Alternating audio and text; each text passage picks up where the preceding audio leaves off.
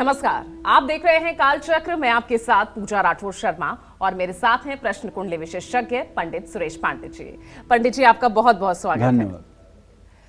तो आज काल चक्र में, क्योंकि आज है दर्श और आषाढ़ अमावस्या एक साथ है, और ऐसे में बने इस खास संयोग का महत्व क्या है, वो कौन से महा उपाय हैं जिसे आज करने से आपके बिगड़े हुए काम बनेंगे, आपको नौकरी कारोबार में तरक्की मिलेगी, आपकी बड़ी से बड़ी परेशानी दूर हो जाएगी और आपके जीवन में आए सभी संकट समाप्त हो जाएंगे। तो अमावस्या पर कौन से महा उपाय करने हैं और किन बातों पर आपको ध्यान देना है, यही आज काल चक्र में पंडित जी आपको बताएंगे। तो इस संयोग का लाभ उठाने के लिए तैयार हो जाइए और बने रहिए काल चक्र के साथ। इसके अलावा अगर आपका भी कोई सवाल है तो आप हमें फोन कर सकते हैं। हमारा फोन नंबर है 0120-665-2415। तो पंडित जी, क्योंकि अमावस्या का दिन है और देखिए ऐसा जनरली हम देखते हैं पंडित जी कि अमावस्या को लेकर ना लोगों के मन में डर रहता है, और देखा जाए तो अमावस्या तिथि को कई मानों में खास भी माना जाता है, लेकिन हम इसे किस तरह से शुभकारी पुण्यकारी बना सकते हैं, पंडित जी थोड़ा सा मार्गदर्शन कीजिए। देखो, ऐसा है पूजा, चंद्रमा का जो है वो 16 कला है। 16 कला माने चंद्रमा की 16 तिथियां हैं। परिवार से लेकर पूर्णिमा तक 15 तिथि, ठीक है, और एक अमावस्या 16 तिथि। अमावस्या एक ऐसी तिथि है जिस दिन चंद्रबल सबसे ज्यादा ह्रास होता है। सबसे कमजोर चंद्रबल जो है अमावस्या तिथि पर रहता है जी। ठीक है, और अमावस्या तिथि पर चंद्रमा दिन में रहता है, रात में 1 मिनट भी नहीं रहता है। दिन में पूरे दिन चंद्रमा अंतरिक्ष में रहता है। ये अलग बात है कि सूर्य के सामने वो दिखाई नहीं पड़ता है। तो हमारे यहाँ श्राद्धों में, हमारे शास्त्रों में जो विधान है वो विधान ये है कि सुबह 4 बजे भोर से लेकर के और मध्याह्न से पहले तक देवताओं की पूजा का विधान है, और दोपहर से लेकर के 4 बजे सायंकाल तक पितरों के पूजा का विधान है। ये हमारे शास्त्रों की मान्यता है, ऐसा हमारा शास्त्र कहते हैं। जैसे पिंडदान, तर्पण आदि क्रियाएं सुबह नहीं करनी चाहिए, ये जब भी करना चाहिए दोपहर 12 बजे के बाद ही करना चाहिए, इसका वही सही समय होता है। उसी तरह से अमावस्या तिथि एक ऐसी तिथि है जिस दिन पितर लोक में, मतलब आप अपना जो भी पुण्य कर्म कर रहे हैं उसे पहुंचाने में आप सफल हो सकते हैं। और आपके जैसे देखो क्या होता है कि अगर किसी ने खूब भजन किया है, खूब सत्संग किया है, खूब दान पुण्य किया है, भगवान का नाम यश किया है, तो वो मुक्त हो जाता है। ठीक है, और अगर आपने मूर्ति पूजा की है जी, भगवान के मूर्तियों की पूजा की है, मूर्ति में आपका अनुराग रहा है, आप राम जी को, कृष्ण जी को प्राणों से ज़्यादा चाहते मानते हैं और उनकी सगुण उपासना करते हैं, तो सगुणोपासक मोक्ष न ले ही रामचरितमानस में लिखा हुआ है। पूजा जब लंका में रावण को राम जी मारते हैं ना, तो उसके बाद दशरथ जी आते हैं। दशरथ जी आते हैं जो उस समय तो मर चुके थे, तो दशरथ जी आते हैं और राम जी और लक्ष्मण जी दोनों लोग प्रणाम उनको करते हैं। वो खूब आशीर्वाद देते हैं, खूब आशीर्वाद देते हैं। तो वहाँ फिर प्रश्न उठा, शिव जी कहते हैं सगुणोपासक मोक्ष न ले ही। सगुण उपासक जो होते हैं भगवान के, वो मोक्ष नहीं लेते हैं, बल्कि वो भगवान की भक्ति लेते हैं कि बार बार मेरा जन्म हो और बार बार मैं भगवान की भक्ति करूँगा। उनको भगवान अपनी भक्ति देते हैं। तो कहने का मतलब है कि कुछ लोग पितरलोक में जाते हैं।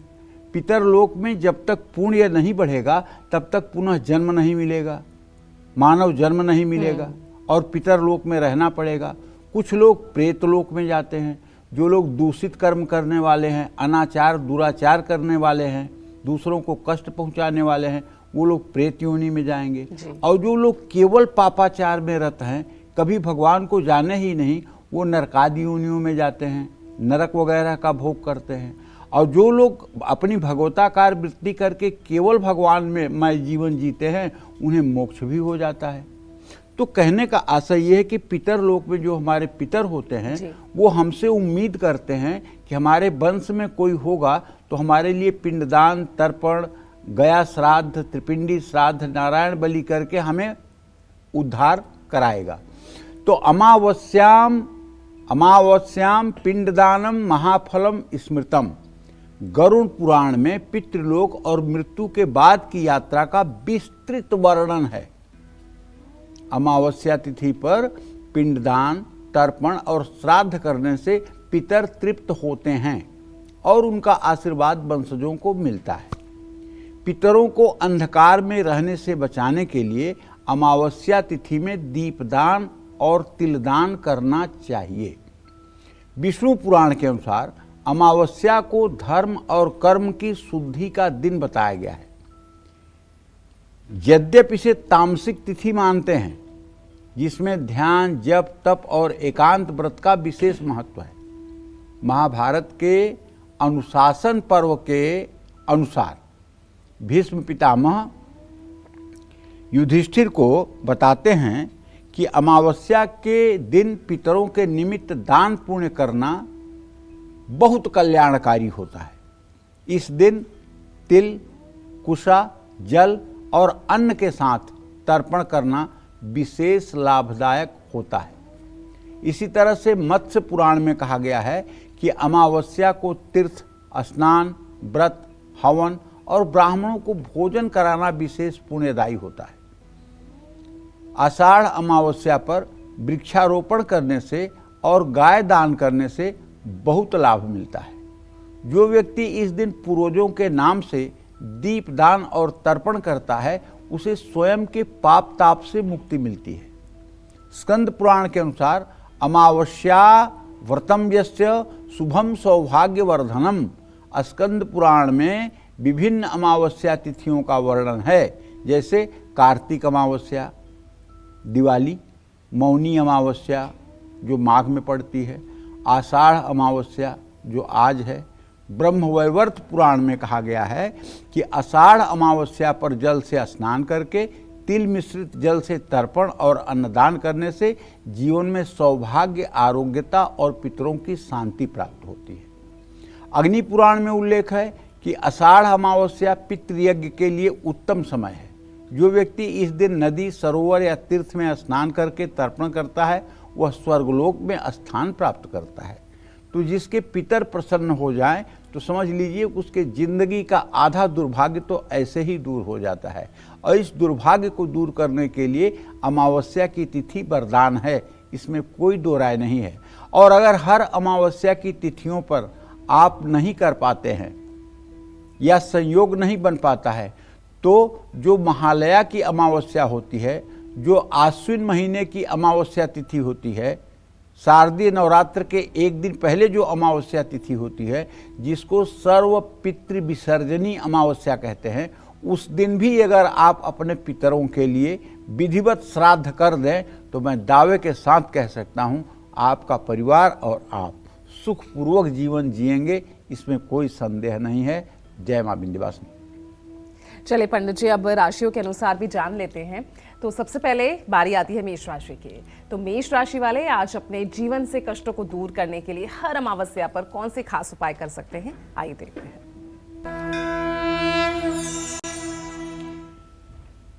देखिए, मेष राशि के जातकों को बताना चाहूँगा कि आज जैसे अमावस्या है तो आप थोड़ा सा अपने शरीर में तिल का तेल लगा लीजिए और उसके बाद आप स्नान करिए। पानी में हो सके तो थोड़ा सा गंगा जल डाल लीजिए और नहाने के बाद तांबे के लोटे में जल भरकर आप दान कर सकते हैं किसी धर्म स्थान में। पीपल के पेड़ में आज आपको जल अर्पित करना चाहिए। किसी शिवालय में जाकर के भगवान शिव का अभिषेक करना चाहिए। हनुमान चालीसा के साथ बजरंग बाण का भी पाठ करना चाहिए।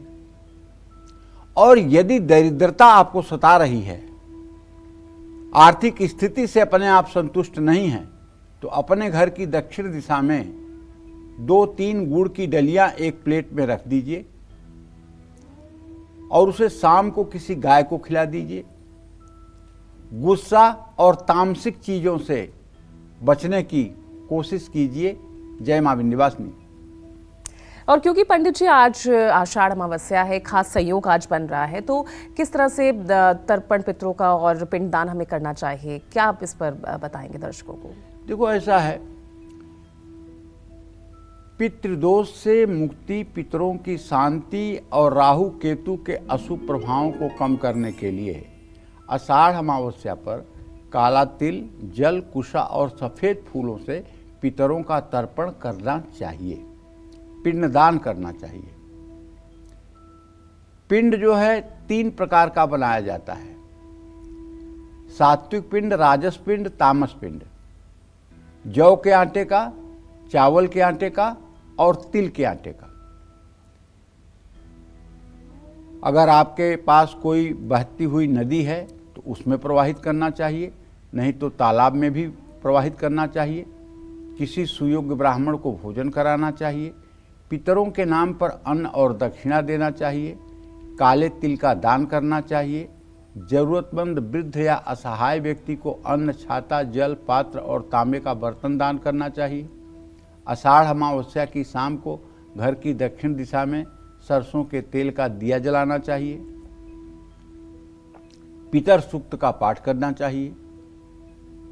ओम नमः शिवाय, ओम पितृदेवाय नमः या ओम सर्व पितृभ्य नमः, इस मंत्र का यथासंभव जाप करना चाहिए।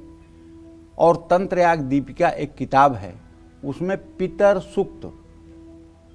सूक्त भी आता है। जैसे श्री सूक्त है, रुद्र सूक्त है, उसी तरह से पितर सूक्त है। अगर उस पितर सूक्त का भी पाठ कर लिया जाए तो मुझे विश्वास है कि पितरों को शांति मिलती है। अच्छा, पितरों के शांति का एक और अचूक उपाय है। भगवान श्री हरि विष्णु ही सबको पार लगाते हैं, इसमें कोई संदेह नहीं है। अगर पितृ विसर्जनी अमावस्या के दिन या आज की अमावस्या के दिन भगवान श्री हरि विष्णु की पूजा करके और विष्णु सहस्र नामावली का पाठ कर लिया जाए और पाठ करने के बाद श्री हरि विष्णु से प्रार्थना किया जाए कि इस पाठ का फल हमारे पितरों को मिले, तो आप विश्वास करिए आपके पितरों को अधोगति से बचा लिया जाएगा। भगवान श्री हरि विष्णु बचा लेंगे और उनका कल्याण अवश्य होगा। इसलिए हर अमावस्या पर लोगों को चाहिए कि अपने पितरों के लिए विष्णु सहस्र नामावली का पाठ जरूर करें। जय मां विंध्यवासिनी। तो आषाढ़ अमावस्या का दिन है, बेहद खास दिन, और वृषभ राशि के जो लोग हैं वो क्या उपाय कर सकते हैं ये आगे आपको बताएंगे। फिलहाल एक कॉलर पंडित जी हमारे साथ जुड़ गए हैं। जूनी है अलीगढ़ से। जूनी जी, सवाल पूछिए। हेलो पंडित जी, प्रणाम। हाँ, सदा सुखी रहिए। हाँ पंडित जी, मुझे अपने घर के बारे में पूछना है और अपने छोटे बेटे के बारे में पूछना है। तो मेरे घर की आर्थिक स्थिति बहुत बेकार है, उसको सही करने के लिए मैं क्या कर सकती हूँ? और मेरे बेटे का जन्म है 11 अगस्त 2003, वो क्या करे आगे जिससे उसे सफलता मिले? ये 2 प्रश्न है मेरे। पहले प्रश्न का जवाब तो आपको ये देना चाहूँगा बेटा, आपकी आर्थिक स्थिति के बारे में। आपके धन भाव का स्वामी और आपके प्रश्न लग्न का स्वामी दोनों शनि है। आप 2 उपाय करिए, आपके घर की परिस्थिति एकदम सुधर जाएगी, इसमें कोई दो राय नहीं है। पहला काम आप करिए कि हर शनिवार को सुबह पीपल के पेड़ में जा कर के काला तिल और जल पीपल के जड़ में चढ़ा दीजिए और शाम को पीपल के पेड़ में सरसों के तेल का दिया जला करके पीपल की 7 परिक्रमा कच्चा सूत लपेटते हुए करना शुरू करिए। दूसरा उपाय आपको बता रहा हूँ, आप अपने घर में एक महालक्ष्मी का चित्र या एक श्री यंत्र की स्थापना कर लीजिए और हर रोज सुबह शाम आप श्री सूक्तम के 16 मंत्रों का ओम हिरण्यवर्णाम हरिणीम सुवर्ण रजतस्रजाम चंद्राम हिरण्मयीं लक्ष्मीं जात वेदो मयावह, अगर आपको याद नहीं है या संस्कृत में आप पढ़ नहीं सकती हैं तो कोई घबराने की बात नहीं है। आजकल तो इतना बढ़िया हो गया है कि आप अपने मोबाइल में यूट्यूब में श्री सूक्तम केवल टाइप कर दीजिए और वो मतलब कि श्री सूक्तम बोलने लगेगा। श्री सूक्तम जैसे जैसे बोले वैसे वैसे आप सीखने का अभ्यास करिए। महीने 2 महीने में आपको पूरा श्री सूक्तम कंठस्थ हो जाएगा। और श्री सूक्तम के पाठ को जब आप सुबह शाम अनवरत करने लगेंगी 16-16 बार और महीने 2 महीने हो जाए तो एक तांबे का हवन कुंड अपने घर में ले करके उसमें आम, नीम या पीपल की लकड़ियां कपूर से जला करके 4 चम्मच गाय का घी, 1 चम्मच शहद, 1 चम्मच चीनी और 1 चम्मच काला तिल मिलाकर चांदी के चम्मच से उन्हीं श्री सूक्त के मंत्रों से हवन करना शुरू कर दीजिए। जन्म जन्मांतर के दरिद्रता की रेखा भी अगर होगी तो मिट जाएगी और आपके घर में सुख संपन्नता की बाढ़ आ जाएगी। और हर पूर्णिमा पर जब थोड़ी परिस्थिति आपकी अच्छी हो जाए तो हर पूर्णिमा पर सायंकाल अपने घर में एक सत्यनारायण व्रत कथा का आयोजन करिए। अपने अड़ोसियों पड़ोसियों को बुला करके कथा सुनवाइए और उन्हें प्रसाद वितरण करिए। और जो ब्राह्मण कथा करने आए उसे हो सके तो भोजन कराइए और दक्षिणा दीजिए। ये उपाय आपके आर्थिक परेशानी को निश्चित रूप से दूर करेगा। दूसरी बात, जहाँ तक आपने अपने बेटे के बारे में पूछा है, देखो अभी छोटा है, लेकिन जूनी मैं कहना चाहता हूँ कि तुम्हारे पुत्र भाव का स्वामी जो है और उससे पंचम भाव का स्वामी क्रमशः शुक्र शनि है। ये निश्चित रूप से अपने जीवन में बहुत ही सफलता प्राप्त करेगा। मैनेजमेंट के क्षेत्र में, तकनीकी क्षेत्र में इसे विशेष महारत हासिल होगी और ये अपने पैरों पर खड़ा रहेगा। कहीं से कोई दिक्कत नहीं समझ में आती है। हाँ, अभी से अगर इसे नवरात्र के व्रत करने की प्रेरणा आप दो और ये दोनों नवरात्र के व्रत करना शुरू करे तो निश्चित रूप से 25वें वर्ष तक ही इसका बहुत अच्छा खासा भाग्योदय हो जाएगा और ये आपकी हर मनोकामना को पूरा करने वाला बच्चा साबित होगा। जय मां विंध्यवासिनी। चलिए आगे बढ़ रहे हैं और बात अब राशियों की कर लेते हैं। बारी आती है वृषभ राशि की। तो आषाढ़ अमावस्या पर कौन सी खास महा उपाय करने से वृषभ राशि वालों की किस्मत खुल सकती है, देखते हैं। देखिए, अगर आप वृषभ राशि के जातक हैं तो आपको दोपहर में भी स्नान करके तिल, रुई और तेल का दान किसी योग्य व्यक्ति को करना चाहिए। पीपल के पेड़ में सरसों का तेल चढ़ाकर मिश्री चढ़ानी चाहिए। आटे से बने दीपक में सरसों का तेल डालकर पीपल के नीचे जलाना चाहिए। उबले हुए चावल गाय को खिलाना चाहिए। हनुमान चालीसा या सुंदर कांड का पाठ करना चाहिए। विलासिता और मोह से दूरी बनानी चाहिए। जय मां विंध्यवासिनी। आगे मिथुन राशि की जो है आज वो क्या कुछ खास उपाय कर सकते हैं आषाढ़ अमावस्या को लेकर, ये आपको बताएंगे। फिलहाल एक कॉलर हमारे साथ जुड़ गई हैं, जयपुर से है नीलम जी। सवाल पूछिए नीलम जी। जी पंडित जी, चरण स्पष्ट। हाँ, सदा सुखी रहिए। पंडित जी, हमारे घर के जब से मुहूर्त हुआ है ना, जब से मतलब कि कुछ भी अच्छा नहीं हो रहा है। मेरी माता राम भी सासू माँ गुम हो गई है और उसके बाद में बिजनेस के लिए मैं लोन भी उठा रखी। लोन में उठा के और उसके बाद ने ऐसा किया कि अगला वाला उठवा के अब मेरे को धोखा दे दिया है। मैं 30 लाख के मतलब मकान रख दी हूँ और कैसे क्या करूँ मेरे को कुछ समझ में नहीं। एक तो माता जी नहीं मिल रही है, दूसरे मैं कर्ज में मैं डूब गई। कैसे निकलूं, क्या करूं? हाँ देखो बेटा, सही बात तो ये है कि यही है कि बिना विचारे जो करे सो पीछे पछताए। थोड़ा सा दूसरों से राय परामर्श न लेकर के और मनमानी निर्णय ले लेने का परिणाम ये हुआ कि आप कर्ज के मकड़ जाल में फंस गई। जहाँ तक माता जी का प्रश्न है तो देखिए, इसमें तो मैं आपसे यही कहना चाहूँगा कि माता जी का पता चल जाए, इसके लिए आपको हनुमान चालीसा के मंगलवार से शुरू करके 7 दिनों तक 100 बार पाठ हनुमान चालीसा का करना चाहिए और हनुमान मंदिर में जाकर के हनुमान जी के सामने थोड़े से लड्डू और तुलसी के पत्ते का भोग लगाना चाहिए। हनुमान जी कलयुग के प्रत्यक्ष देवता हैं।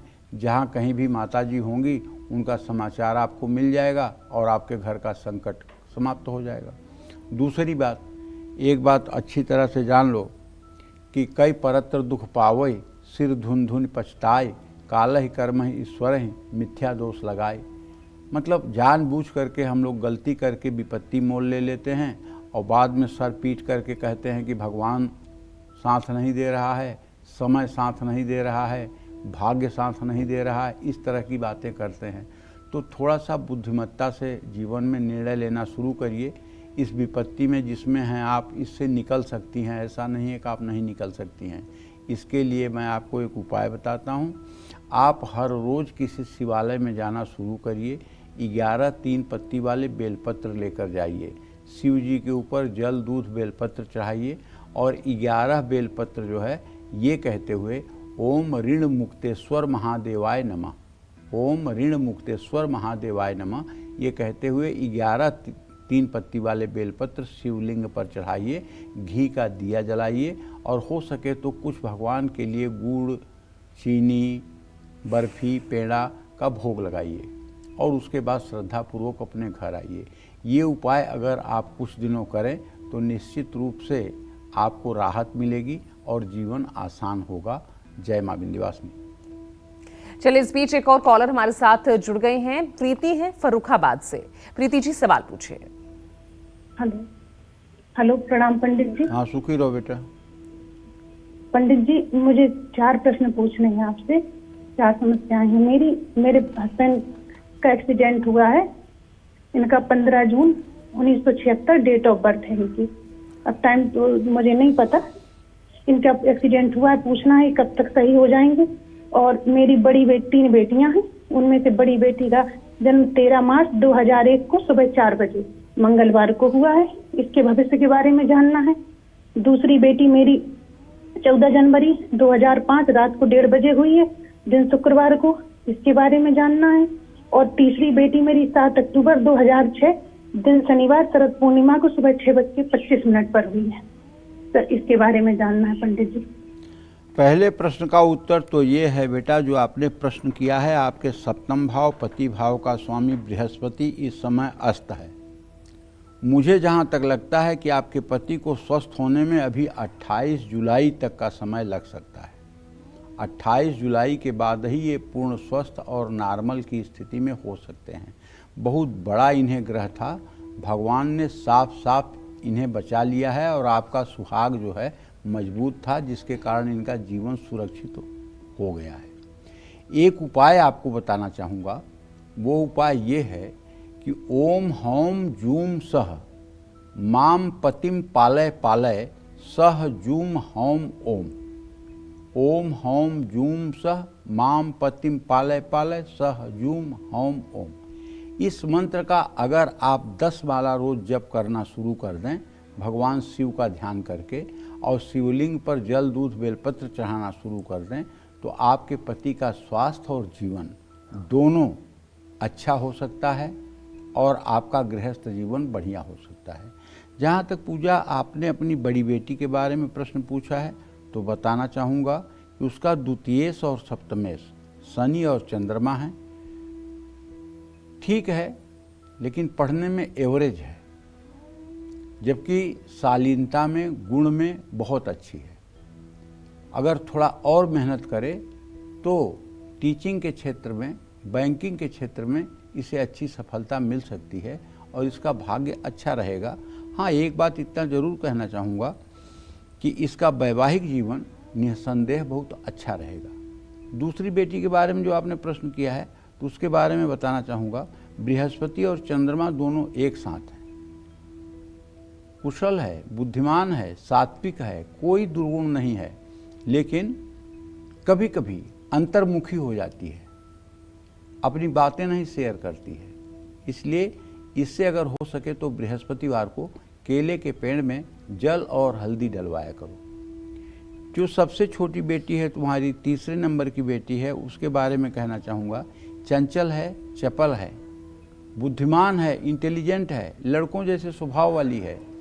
इसको चाहिए कि इससे अभी से कहो कि ये दुर्गा चालीसा का रोज़ पाठ किया करे, जिससे ये पढ़ाई में अच्छा कर सके और अपने करियर को संवार सके। ये जितना बढ़िया दुर्गा जी की स्तुति करेगी, जितना बढ़िया दुर्गा जी के प्रति इसका समर्पण होगा, उतना ही अच्छा इसका भाग्य होगा। कुल मिला करके आपके परिवार की स्थिति अच्छी रहने वाली है, लेकिन आपको भगवान शिव की आराधना करनी चाहिए। शिव की आराधना से आपके पति चिरंजीव होंगे और उनका स्वास्थ्य ठीक होगा और घर गृहस्थी का ठीक ढंग से निर्वहन होगा। जय मां विंध्यवासिनी। और चलिए अब बात कर लेते हैं मिथुन राशि की। यानी आषाढ़ अमावस्या पर कहां दीपक जलाने से, किस चीज के दान से और कौन सा मंत्र जपने से मिथुन राशि वालों के जीवन में सुख बढ़ता चला जाएगा, आइए देखते हैं। देखिए, अगर आपकी मिथुन राशि है और आपको भी लगता है कि आपके घर में शुभ कार्य रुक रहे हैं, विवाह शादियां समय से नहीं हो रही है, घर में संतान प्राप्ति नहीं हो रही है और घर की आर्थिक उन्नति रुकी हुई है, तो पक्का है कहीं न कहीं पितर दोष इसका कारण होता है। क्योंकि जब पितर रुष्ट होते हैं तो विकास प्रभावित होता है। तो नहाने के बाद शरीर को बिना पोंछे गीले शरीर से आपको सूर्य को अर्घ देना चाहिए और 3 बार बोलना चाहिए, ओम ब्रह्म स्वरूपिणे सूर्य नारायणाय नमः। ये 3 बार बोलते हुए 3 बार में जल गिराना चाहिए। कंबल और अन्न का दान करना चाहिए। गुड़ का दान करने से भी कर्ज से मुक्ति मिलेगी। किसी मंदिर में सरसों के तेल का दिया जलाना चाहिए। किसी गौशाला में जाकर गायों के लिए हरे चारे का प्रबंध करना चाहिए। पीपल के पेड़ के नीचे बैठकर ओम नमो भगवते वासुदेवाय इस मंत्र का यथासंभव जप करना चाहिए। चंचल मन पर नियंत्रण पाने की कोशिश करनी चाहिए। इतना आसान नहीं होता मन पर नियंत्रण करना, लेकिन अगर मन को भगवत भाव में लगाया जाए तो कुछ दिनों के अभ्यास के बाद ये मन जो है वो सुधार पर आता है, इसमें कोई दो राय नहीं है। जय मां विंध्यवासिनी। और चले अब आगे बात कर लेते हैं कर्क राशि वालों की, यानी कर्क राशि के लोग अपनी मनोकामनाओं को पूरा करने के लिए आषाढ़ अमावस्या पर कौन से खास उपाय करें, आइए जानते हैं पंडित जी से। देखिए, यदि आपकी कर्क राशि है और आपको भी लगता है कि किसी न किसी बीमारी से आप पीड़ित रहते हैं, लंबी बीमारी में आप फंसे हुए हैं, हर समय आपके शरीर में बुखार बना रहता है, आपके मुंह में थूक कम बनता है, आप जो भी काम करते हैं उसमें आप घाटा उठा लेते हैं, तो भाई कहीं न कहीं ये पितर दोष का संकेत है। तो आज अमावस्या है, बड़े भाग्य से मिली है। स्नान करके दोपहर में काले तिल, चावल, चीनी और चांदी, ये सब चीज़ें ले जा कर के आपको किसी विष्णु मंदिर में दान करना चाहिए। और आलू उबाल करके उसको छिल करके उसमें हल्दी लगा करके जब ठंडी हो जाए आलू, तब उसे गायों को खिलाना चाहिए। और स्वयं नहाने के लिए अगर एक पत्ता पीपल का पानी में डालकर स्नान करें तो बहुत अच्छा होगा। रात में चंद्रमा को कच्चे दूध में हल्दी, चावल और सफ़ेद फूल डाल करके अर्घ देना चाहिए। ज़रूरत से ज़्यादा संवेदनशील ना बने, माता या किसी वृद्ध महिला की सेवा करें। जय मां विंध्यवासिनी। तो आज दर्श और आषाढ़ अमावस्या के एक साथ आने से एक खास संयोग बना है। अब इस खास संयोग का लाभ आप कैसे उठा सकते हैं, यही आज काल चक्र में पंडित जी आपको बता रहे हैं। चलिए अपनी चर्चा को अब आगे बढ़ाते हैं। और पंडित जी, अब मैं आपसे जानना चाहूंगी, क्योंकि एक खास संयोग है, आज आषाढ़ और दर्श अमावस्या है, तो ऐसे में घर में सुख शांति बनी रहे, नेगेटिविटी कोसों दूर रहे और पितरों की कृपा बरसती रहे, क्या करना चाहिए पंडित जी? देखिए, ऐसा है,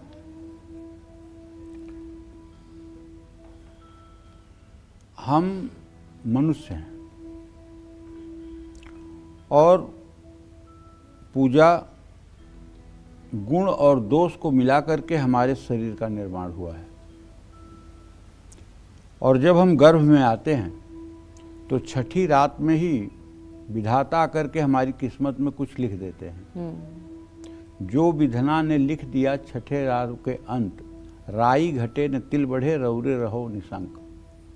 ठीक है, लेकिन रामचरितमानस में गोस्वामी तुलसीदास जी ने लिखा है, नर तन सम नहीं कौनौ देहि, जाचत जीव चराचर तेहि।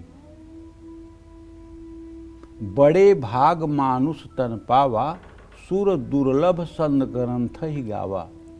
मतलब मनुष्य का शरीर इतना दुर्लभ है कि देवता भी इसके लिए तरसते हैं, क्योंकि देवता जो है श्री हरि को प्राप्त नहीं कर सकते, वो अपना भोग भोग करके स्वर्ग से फिर उन्हें आना पड़ेगा।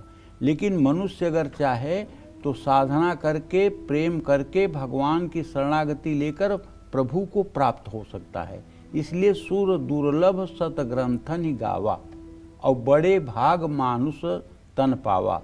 43,99,999 योनियों को पार करके तब मनुष्य योनि प्राप्त होती है। और ये मुक्ति का दरवाजा है। ये शरीर जो है मुक्ति का दरवाजा है। सुख अगर चाहिए तो सुख केवल एक जगह है। मैं सुख का पता जानता हूँ, लेकिन पता नहीं अभी पहुँचा हूँ कि नहीं, लेकिन सुख का पता चाहता हूँ। सुख न धन में है, न यश में है, न कीर्ति में है, न सम्मान में है, और न मतलब कि किसी चीज़ की प्राप्ति में है। सुख केवल है सुखी मीन जे नीर अगाधा, जिमि हरि शरणन एक बाधा। सुखी जो है, सुख जो है, जैसे अथाह जल में रहने वाली मछली सुख है, सुखी सुख में है, उसी तरह से जो भगवान के श्री चरणों में लगा हुआ है वही सुखी है। जैसे केवट ने भगवान राम का जब चरण धोया तो भगवान राम उसे कुछ उतराई देना चाहते थे, लेकिन उनके पास कुछ था नहीं जी। तो उन्होंने सीता की तरफ देखा तो सीता ने तुरंत अपनी अंगूठी निकाल करके और राम जी के हाथ में पकड़ा दिया। अरे वाह, बिल्कुल। तो राम जी जब अंगूठी दिखाए केवट को देने के लिए तो केवट क्या कहता है, अब कछु नाथ न चाहिए मोरे, अब कुछ नहीं चाहिए, अब आपके अनुग्रह से सब कुछ मेरे पास हो गया। बहुत दिनों तक किया था मजूरी, कभी कुछ नहीं मिला था, आज सब कुछ मिल गया, अब कुछ नहीं चाहिए। तो जब भगवान की भक्ति मिलती है तभी वो स्थिति आती है कि अब कछुनाथ न चाहे मोरे। धन खूब मिल जाए, पैसा मिल जाए, सुख मिल जाए, समृद्धि मिल जाए, कंचन कामिनी और कीरत, मतलब कामना और धन और स्त्री, ये तीन ऐसी चीजें हैं जिससे आज तक किसी का मन भरा ही नहीं है। जितना ज्यादा से ज्यादा हो जाए उतना ठीक है। ये तभी हो सकता है ठीक जब भगवान की शरणागति हो जाए, जब भगवान के चरणों में पूर्ण रूपेण रति हो जाए। लेकिन भौतिक सुख साधनों के लिए मनुष्य जीव है तो जीविका के निर्वाह के लिए बताना चाहता हूँ कि गृह शांति करने और नकारात्मक ऊर्जा से बचने के लिए आषाढ़ अमावस्या पर शिवलिंग का जलाभिषेक करना चाहिए। आशुतोष तुम अवधर दानी, आरत हरहु दीन जन जानी। बेलपत्र, तिल और गंगा जल से भगवान शिव का पूजन करना चाहिए। शाम के समय पीपल के पेड़ के नीचे दिया जला करके पीपल की 7 परिक्रमा करनी चाहिए। काला कपड़ा, काला तिल, लोहे का बर्तन, नारियल, ये सब वस्तुएं किसी जरूरतमंद को दान करना चाहिए। 7 प्रकार के अनाज भी दान करना चाहिए। शनि दोष का निवारण करने के लिए और घर में सुख शांति लाने के लिए आषाढ़ अमावस्या पर सरसों का तेल दान करना चाहिए। किसी व्यक्ति को या शनि मंदिर में काले कपड़े दान करना चाहिए। गाय को रोटी और गुड़ खिलाना चाहिए। जानते हैं आज अमावस्या को जो लोग गाय को रोटी खिलाएंगे, कुत्ते को रोटी खिलाएंगे और कौवे को रोटी खिलाएंगे, और अगर ये रोटी तेल लगी हो सरसों का, तो आप पक्का मानिए कि आप जंग जीत गए। कुछ लोगों से कहिए तो कहते अरे कौवे कहाँ मिलेंगे पंडित जी, कौवे तो दिखाई ही नहीं देते हैं। अरे एक दिन आप अपने हाथ में रोटी लेकर के और अपने छत पे खड़े हो जाइए, 5 बार बोलिए काँव काँव काँव काँव, 5 बार बोलिए और रोटी वहीं रख दीजिए, देखिए कौवे आने शुरू हो जाते हैं कि नहीं। ऐसा थोड़ी है कि कौवे विश्व से गायब हो गए हैं। और जहाँ तक कुत्ते की बात है तो कुत्ते तो मिल ही जाएंगे, गाय मिल ही जाएगी। तेल लगी रोटी आप उन्हें खिलाइए। हमारे यहाँ 5 प्रकार की बलि कही गई है शास्त्रों में, जिसमें गो बलि, स्वान बलि, पिपीलिका बलि, काग बलि, ये सब 5 बलियाँ कही गई हैं। इसमें गाय को खिलाना गो बलि है, कुत्ते को खिलाना स्वान बलि है, कौवे को खिलाना काग बलि है, पिपीलिका चींटियों को खिलाना पिपीलिका बलि है। ये सब पितरों को प्राप्त होता है। ये सब जो हम करते हैं ये पितरों को प्राप्त होता है। मौन व्रत रखना चाहिए मानसिक और आत्मिक शुद्धि के लिए। आषाढ़ अमावस्या पर अपने घर में गुग्गल या लोहवान की धुनी दिखानी चाहिए। पूजा घर में या तुलसी के पास गाय के घी का दीपक सुबह शाम जलाना चाहिए। शंख में जल भरकर पीपल के पेड़ के नीचे भी चढ़ाना चाहिए। इन सब चीज़ों से कल्याण होता है और सुख समृद्धि आती है, और घर में किसी प्रकार का दुराचरण और पापाचरण अगर है तो वो भी समन होता है। जय मां विंध्यवासिनी।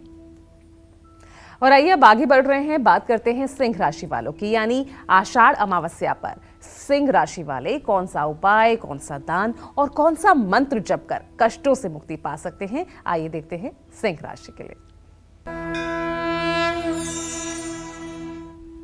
देखिए, ऐसा है, अपने पितरों के नाम से काले तिल का दान करना चाहिए।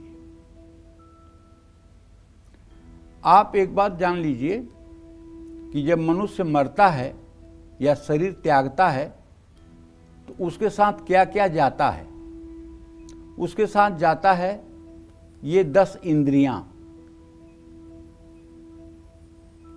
आँख, कान, नाक, मुंह, त्वचा, दोनों हाथ, पैर, गुदा, लिंग और 4 अंतःकरण के तत्व, मन, चित्त, बुद्धि, अहंकार, स्वभाव और तीनों गुण, सतोगुण, रजोगुण, तमोगुण, और इसके बाद जीव। ये 24 चीज़ें जीव के साथ जाती हैं और फिर वो जहाँ जन्म लेता है ये 24 चीज़ें उसके साथ आती हैं। इसलिए हर व्यक्ति को अपने पूर्व जन्म का प्रारब्ध याद रहता है। जैसे जड़ भरत को हिरण की योनि में आना पड़ा तो उन्हें याद था, सूखे पत्ते खाकर उन्होंने प्रायश्चित कर लिया। पूर्व जन्म के संस्कार, कोई बच्चा पैदा होता है 5 साल में ही भागवत के श्लोक बोलने लगता है, गीता के श्लोक बोलने लगता है। क्यों? पूर्व जन्म में वो महान कोई रहा होगा जीव, इस जन्म में आया है, उसके संस्कार वहां से आगे बढ़ गए। शुचि नाम श्रीमताम गेहे योग भ्रष्टो भी जायते। तो पूर्व जन्म का पुण्य इस जन्म में कार्य करने लगता है। और हर सनातनी को चाहिए कि अमावस्या पर 4 काले तिल के दाने डाल करके पानी में और स्नान किया करें। और सबूत उड़द की दाल का किसी जरूरतमंद को दान करना चाहिए। मजदूरों में मिठाइयाँ बांटनी चाहिए। अलसी के तेल का दिया जलाना चाहिए। और हो सके तो आपको आज अमावस्या पर अपने पितरों के लिए लंगर लगाना चाहिए। रोटी पर सरसों का तेल लगाकर कुत्ते को, गाय को और कौवे को खिलाना चाहिए और पितरों के लिए तर्पण जरूर करना चाहिए। जय मां विंध्यवासिनी।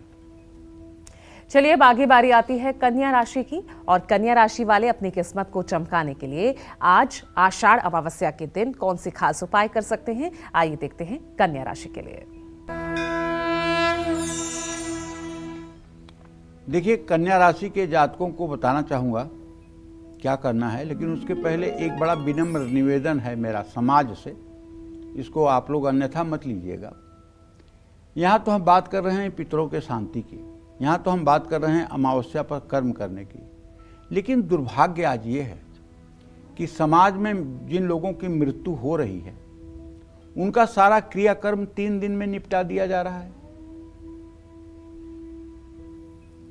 3 दिन के अंदर सारा क्रियाकर्म ही उनका समाप्त किया जा रहा है। ये कितना ज्यादा अपने पितरों को अधोगति में डालने का काम हो रहा है। जबकि हमारे शास्त्र चिल्ला चिल्ला करके कहते हैं कि किसी भी मृतक व्यक्ति का जिसका दाह संस्कार किया गया है उसके 13 दिन के संस्कार किए ही जाएंगे। उसमें 3 प्रकार के पिंडदान होंगे, मलिन खोडसी, मध्यम खोडसी, उत्तम खोडसी। 16 पिंडदान मरने से लेकर के 10वें दिन तक, 16 और 16 पिंडदान 11वें दिन, ये पिंडदान होंगे। 48 पिंडदान ये होना ही है। इनको 3 नामों से जाना जाता है, मलिन खोडसी, मध्यम खोडसी, उत्तम खोडसी। आज 3 दिनों में पूरा प्रोग्राम खत्म। ये अधोगति को तो जाएगा जीव निश्चित रूप से, और इसका परिणाम आपको भी मिलेगा, लेकिन अभी नहीं, 10-20 सालों के बाद। तब आप सिर पीट पीट के रोइएगा कि भाग्य नहीं साथ दे रहा है, भगवान साथ नहीं दे रहा है, अच्छे कर्मों से कुछ नहीं होता है। तब आप सिर पीट पीट के रोइएगा।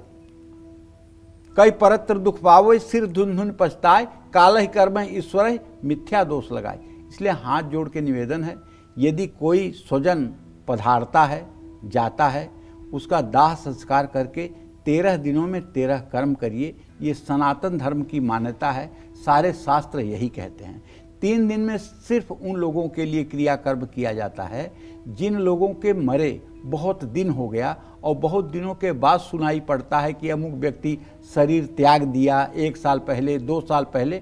तब जिस दिन सुना जाता है उस दिन से 3 दिन के अंदर सारे कर्म किए जाते हैं। लेकिन जिसका प्रत्यक्ष में दाह संस्कार हुआ है उसका किसी कीमत पर 3 दिन में क्रियाकर्म नहीं करना चाहिए। और आप ये सबके बीच में ये बड़ी बात कहते हैं, अरे फूल चुन करके ले गए हरिद्वार। अरे नरक में तो तूने डाल दिया 13 दिन का कर्म ना करके, अब हरिद्वार में लेके जाओ फूल चुन करके, अब चाहे गंगोत्री में लेके जाओ, कुछ न होने वाला है। 13 दिन के कर्म करो, नहीं तो यही पितर कल तुम्हारा सर्वनाश करेंगे, इसमें कोई दो राय नहीं है। अब कन्या राशि के जातकों को बताना चाहूंगा कि गुड़, तिल, तेल और कपड़ों का दान करिए। किसी गरीब विद्यार्थी को किताब दान करिए। पीपल के पेड़ के नीचे कपूर जलाइए। आटे का दीपक बना करके जलाइए। 7 बार पीपल की परिक्रमा करिए। पीले चंदन का तिलक अपने माथे और गले पर लगाइए। इन सब चीज़ों से भी आपका कल्याण होगा। जय मां विंध्यवासिनी। तो अमावस्या पर क्या करने से, क्योंकि आज है आषाढ़ और दर्श अमावस्या, तो आज मौका खास है और आज के दिन क्या करने से 9 ग्रहों की कृपा मिलेगी और दरिद्रता वो दूर हो जाएगी। पंडित जी, क्या उपाय करने चाहिए आज के दिन? देखिए, आषाढ़ अमावस्या या किसी भी अमावस्या पर हवन करने से अग्निदेव के माध्यम से सभी देवता प्रसन्न होते हैं। अमावस्या पर दरिद्रता नाशक हवन, नवग्रह हवन, पितृ शांति हवन करना चाहिए। सभी ग्रहों की कृपा प्राप्त होगी और घर में सकारात्मक ऊर्जा का संचार होगा। अमावस्या पर अपने कुल की रक्षा और पारिवारिक समृद्धि के लिए अपने कुल देवता या इष्ट देव के सामने घी का दीपक जला करके पूजा पाठ करने से लाभ मिलता है। जय मां विंध्यवासिनी। और चलिए अब जल्दी से जान लेते हैं तुला राशि के लिए भी, और तुला राशि वाले जीवन का हर सुख पाने के लिए आषाढ़ अमावस्या पर कौन से खास उपाय करें। आइए जानते हैं पंडित जी से तुला राशि के लिए। गाय को तुला राशि के जातक आज हरा चारा, गुड़, रोटी खिलाएं। हरी मूंग पहले से भिगोकर रखे रहें, उसे पंछियों को डालें। पीपल की 7 परिक्रमा करें। शाम के समय मुख्य द्वार पर दीपक जरूर जलाएं और हो सके तो शनि स्तोत्र का पाठ भी करें। जय मां विंध्यवासिनी। और क्योंकि आज खास संयोग है, तो ऐसे कौन से उपाय आज हमें करने चाहिए जिसके चलते हमारी जो है जीवन में जो तमाम आपत्तियां हैं, जो विपत्तियां हैं, वो तमाम दूर हो जाएं। तो पंडित जी से जानते हैं आज के दिन के लिए खास उपाय। पंडित जी, देखो पूजा, मनुष्य को सफलता के लिए आत्मविश्वास बहुत जरूरी है। बिल्कुल। और आत्मविश्वास क्यों डगमगाता है? जब हम कोई पाप कर लेते हैं और उस पाप का किसी को पता नहीं होता है, केवल मैं जानता हूं, तो वो पाप बार बार हमारे आत्मविश्वास को झकझोरता है, मन को बेचैन करता है। तो ऐसे में आत्मविश्वास की अगर कमी है और सेहत का साथ अगर नहीं मिल रहा है, तो फैसला लेने में अगर मुश्किल आ रही है, नेतृत्व क्षमता कमजोर है, तो पूरब दिशा की ओर मुंह करके तांबे के लोटे से सूर्य भगवान को सूर्योदय के समय 3 बार में अर्घ दीजिए। और अगर शनि की दशा में कर्ज बढ़ रहा है तो पश्चिम दिशा की ओर मुंह करके पीपल के पेड़ के नीचे सरसों के तेल का दिया जरूर आज जलाइए। और पितर दोष के प्रभाव के कारण अगर घर में कलेश है, विवाह शादी रुक रही है, संतान प्राप्ति में बाधा है, तो दक्षिण दिशा में मुंह करके काले तिल जल में प्रवाहित करें। बच्चों की सफलता में रुकावट आ रही है तो उत्तर पूर्व दिशा में मुंह करके घर के मंदिर में दीपक जलाएं। वैवाहिक जीवन पर संकट है, सुख समृद्धि की कमी है, तो दक्षिण पूर्व दिशा की ओर मुंह करके अपने घर की रसोई में शाम के समय एक दीप जलाएं। मानसिक तनाव है, कलेश है, डिप्रेशन है, एंजाइटी है, तो उत्तर पश्चिम दिशा की ओर मुंह करके चावल और दूध का दान आषाढ़ अमावस्या पर कर सकते हैं। किसी तरह का अनजाना भय है, डरावने सपने आते हैं, तो दक्षिण पश्चिम दिशा की ओर मुंह करके काले तिल का दान करें। सभी ग्रहों की शांति के लिए और अपने घर की शुद्धि के लिए घर के केंद्र यानी ब्रह्मस्थान में दीपक जलाएं या हवन करें। लेकिन अगर पितर दोष तगड़ा वाला है तो कुरुक्षेत्र में पहेवा गंगा नदी के किनारे, वाराणसी में पिशाच मोचन, बिहार में गया, इलाहाबाद में संगम का तट, इन जगहों पर जा करके हरिद्वार में अगर आप अपने पितरों के लिए त्रिपिंडी श्राद्ध का आयोजन करें, नारायण बलि का आयोजन करें, तो सारी परेशानियां सद्यः मुक्त हो जाएंगी। इसमें कोई दो राय नहीं है। जय मां विंध्यवासिनी। और आइए अब आगे बढ़ रहे हैं, बात कर लेते हैं वृश्चिक राशि वालों की, यानी आषाढ़ अमावस्या पर कौन से ऐसे खास उपाय करने से वृश्चिक राशि वालों के जीवन से कष्ट, क्लेश, संकट सब मिट जाएगा। आइए जानते हैं पंडित जी से। आज अमावस्या पर वृश्चिक राशि के जातकों को चाहिए कि चंदन, तेल, तिल, कांसे के बर्तन और हल्दी ये अपने पितरों के लिए दान करें। भगवान शिव की मन लगाकर उपासना करें। माँ काली और भैरव की भी उपासना करें। पीपल के पेड़ के नीचे कपूर और घी मिलाकर दिया जलाएं। आज शाम को हो सके तो सुंदरकांड का पाठ करें। हनुमान जी को सिंदूर और चमेली के तेल का चोला चढ़ाएं। शिवलिंग पर बेलपत्र अर्पित करें। इन सब चीज़ों से आज जानते हैं, अगर आप बहुत पितरदोष से पीड़ित हैं तो 1003 पत्ती वाले बेलपत्र ले करके अगर आप ओम नमः शिवाय करते हुए बिल्वपत्र चढ़ा दीजिए शिवलिंग पर और जल की धारा गिराते रहिए, तो मुझसे गारंटी ले लीजिए आज से ही आपको लाभ मिलेगा। आज से ही लाभ मिलेगा पक्का। 1003 पत्ती वाले बेलपत्र ओम नमः शिवाय करते हुए शिवलिंग पर, जहाँ प्राण प्रतिष्ठित शिवलिंग हो, रखिए और एक आदमी जल की धारा गिराता रहे। बस विधिवत पूजन करके शिव जी सकल मंगल मेटनहारी, भाभि मेट सकहि त्रिपुरारी। भगवान शिव के लिए कुछ भी असंभव नहीं। ये बिना किसी बहुमत के संविधान संशोधन कर सकते हैं। ये दुर्भाग्य को सौभाग्य में बदल सकते हैं। बस इनकी शरणागति ले लीजिए। जय मां विंध्यवासिनी। चलिए अब जान लेते हैं धनु राशि के लोग आज क्या खास उपाय करें। आषाढ़ अमावस्या है, सुनेगा जरूर। आइए देख लेते हैं धनु राशि। धनु राशि के जातकों को बताना चाहूंगा कि अनाज, तेल, रुई और काले तिल का दान आप करिए, ठीक है। और गायत्री मंत्र का यथासंभव जप करिए और सूर्य को जल जरूर चढ़ाइए। कर्ज से मुक्ति पाने के लिए थोड़ा सा दही मिलाकर स्नान करिए। पीपल के पेड़ में जल चढ़ाइए, परिक्रमा करिए। विष्णु सहस्रनामावली का जितना पाठ आप कर सकते हैं उतना पाठ आज करिए। आपके पितरों को भी शांति मिलेगी और आपको भी शांति मिलेगी। जय मां विंध्यवासिनी। और चले अब बात कर लेते हैं मकर राशि की और जानते हैं कि मकर राशि वाले आज अपनी किस्मत चमकाने के लिए आषाढ़ अमावस्या के दिन कौन से अचूक उपाय कर सकते हैं।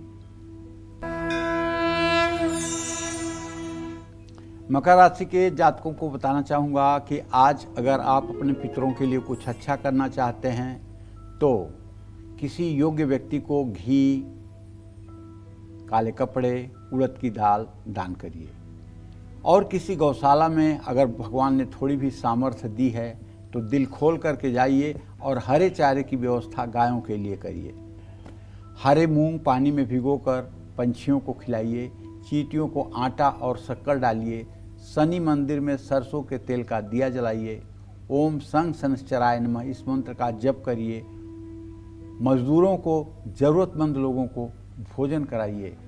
जानते हैं, जड़ चेतन जग जीव जत सकल राममय जान, बरनौ सबके पद कमल सदा जोर युग पान। ये संसार में जड़ चेतन अस्थावर जंगम जितने भी जीव हैं सब में प्रभु को भाव करके अगर आप उनकी सेवा करें तो आपके पितर अपने आप मुक्ति को प्राप्त होंगे। जय मां विंध्यवासिनी। और चलिए आगे बढ़ते हैं और कुंभ राशि वाले जीवन में आ रही परेशानियों से पार पाने के लिए, उन्हें दूर करने के लिए आज आषाढ़ अमावस्या पर कैसे पूजा करें, क्या उपाय करें, आइए देखते हैं।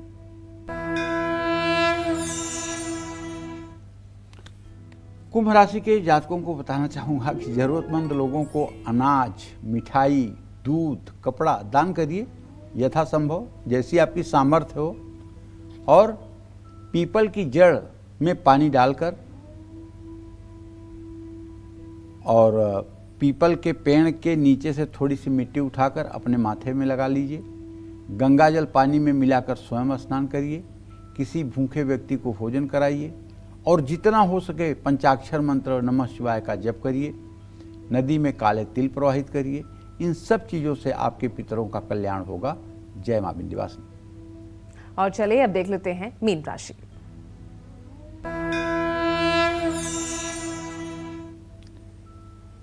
मीन राशि के जातकों को बताना चाहूँगा कि किसी मंदिर या खुले स्थान में पीपल का एक पौधा लगाइए जो सुरक्षित रहे।